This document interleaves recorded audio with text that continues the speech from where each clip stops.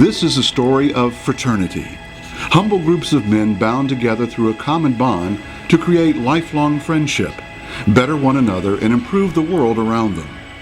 In the same year our nation was born, so was a wonderful idea called the College Fraternity, a small brotherhood that would eventually grow and expand to include millions of Americans, 19 U.S. presidents, a majority of all congressmen and congresswomen, and most modern business leaders. Fraternity began in 1776 when a group of men sought to take advantage of personal friendships to further their education and create meaningful bonds. John Heath, a student at the College of William and Mary, gathered 4 friends and created the first modern-day fraternity, Phi Beta Kappa. Phi Beta Kappa established many of the characteristics that marked the modern fraternity: use of Greek letters, a secret grip, a motto, a ritual of initiation, a distinctive membership badge, and a constitution of fraternal laws. Phi Beta Kappa sparked a movement. Other Greek letter organizations formed, flourished, and branched off to new campuses. By the mid-19th century, fraternities had spread to the College of Charleston in Charleston, South Carolina. The small municipal college nestled in the historic coastal town consisted of 90 male students who focused their studies on Greek, Latin, mathematics, and religion. Though it was a small school, the student body was highly competitive and prided themselves on campus involvement. One of the most influential organizations on campus was the Literary Society, the Chrestomathics. By participating in the activities of the society, the students could take their academic pursuits beyond the classroom. 3 of those highly competitive, motivated students were Andrew Alexander Krogh, Simon Fogarty Jr., and Lawrence Harry Mixon. The 3 men grew up blocks from the campus of the College of Charleston and quickly bonded over their shared ambitions. Though these men found a fast and meaningful friendship, they were very different. Krogh, the oldest of the 3, was the visionary, the leader of the group, and was regarded around campus as a true gentleman, always having a good word for friend and stranger alike. Fogarty was a motivator and a standout athlete who played on the baseball, basketball, and football teams. Mixon, a childhood friend of Fogarty's and a teammate on the baseball, basketball, and football teams, was the youngest of the 3 at just 16 years old. Mixon possessed a keen attention to detail, but was most well known for his fun-loving, humorous attitude. In the fall of 1904, the Chrestomatic Literary Society's leadership was controlled by a fraternity slate. 3 fraternities on campus had band together and vowed to only support each other's members and agendas. The 3 young friends, Krogh, Fogarty, and Mixon, decided to make the choice to lead and were determined to create a society that would oppose the fraternity slate. On November 19, 1904, the men gather at Mixon's home to discuss the formation of such a society. On November 19, 1904, there met at 190 Wentworth Street 13 students of the College of Charleston.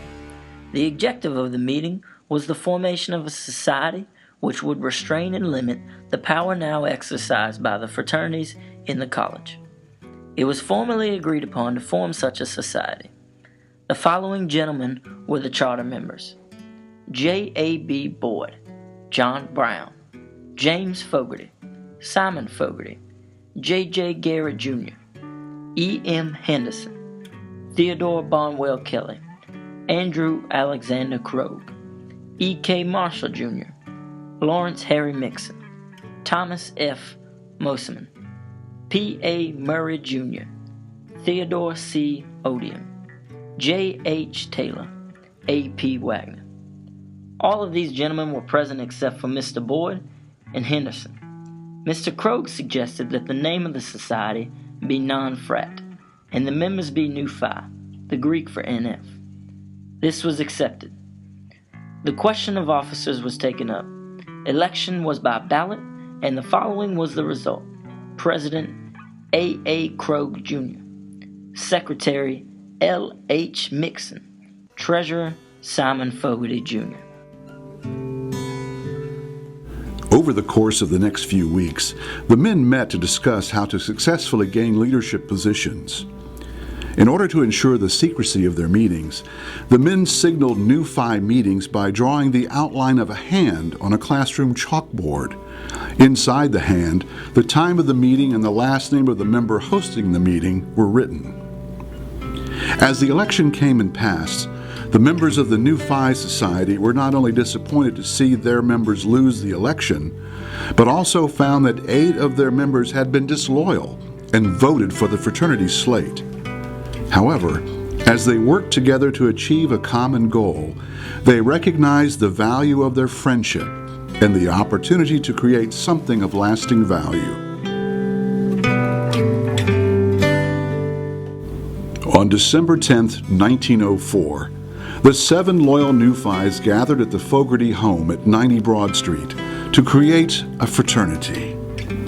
In the original minutes, written in dark green ink and encrypted in a secret code, Andrew Alexander Krogh, Simon Fogarty, Harry Mixon, Pelzer Wagner, Theodore Kelly, Thomas Moseman, and James Fogarty founded Pi Kappa Phi and determined secret meeting as well as the fraternity's officers. Simon Fogarty later suggested the fraternity's secret grip and created the fraternity's badge. After the new Phi setback, the founders were determined to recruit quality men who were not only leaders on campus, but also trustworthy and of the highest moral caliber. In 1905, Pi Kappa Phi extended their first bid to H. Clew Purdy, the 8th man seated in the founders' photo. As the men celebrated the growth of their fraternity and the anniversary of its founding, they gathered at the Fogarty home for a celebratory meal. The meal consisted of traditional Charleston dishes and has remained a meal of much importance to members of Pi Kappa Phi. Later in 1906, Mixon and Wagner authored the fraternity ritual. Simon Fogarty then assisted with the ritual and added the Roman Catholic influence, and the ritual included the ideals of Christian manhood, although it does not exclude men of other beliefs. Soon after the ritual was created, Pi Kappa Phi rejected a charter offered from another national fraternity, and instead recruited friends at Presbyterian College to found the Beta Chapter.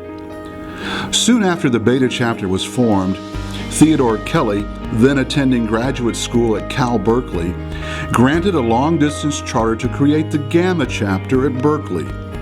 This daring solo move by Kelly originally angered the other founders as too bold and too far-reaching, but would successfully establish Pi Kappa Phi as a national fraternity. Shortly after the fraternity established its national presence, Krogh, then studying law at the College of Charleston, recognized the importance of protecting Pi Kappa Phi's name and existence by securing articles of incorporation. On December 23, 1907, Pi Kappa Phi became officially registered in the state of South Carolina.